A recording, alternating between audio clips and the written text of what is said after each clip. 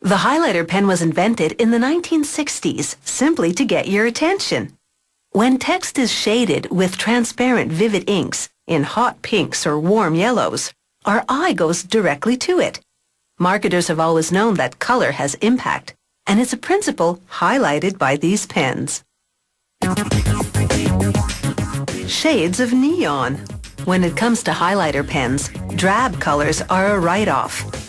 This is how a highlighter pen gets its start.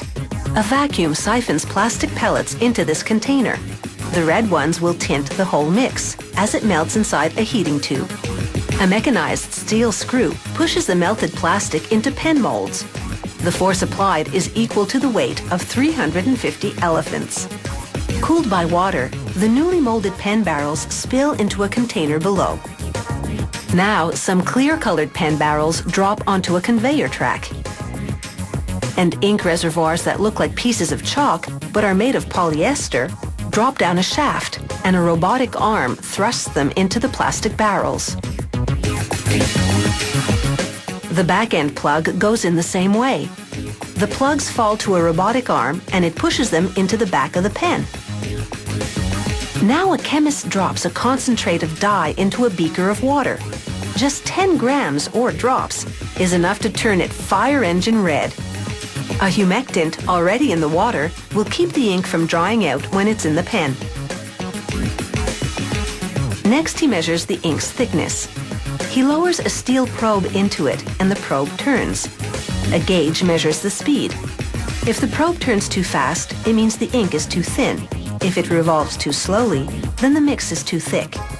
At 4 revolutions per minute, the ink is just the right consistency. A vacuum pump sucks the ink into 6-inch steel needles, and a robotic arm pushes the needles into the polyester reservoirs, injecting them with ink. Now we get to the nib of the assembly. A combination of mechanical vibrations and compressed air drive a conveyor belt carrying the pen nibs. The nibs fall into the clutch of a mechanical claw, which drops them to a circular pusher. It shoves the nibs onto the pens and they interlock. The impact floods the reservoir inside the pen with ink.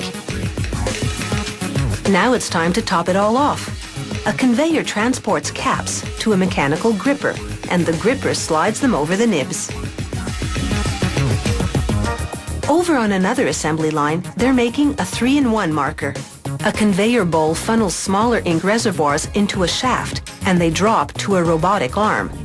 The arm stuffs the reservoirs into the small barrels, and then a needle injects them with ink, quickly saturating the reservoirs with vibrant color.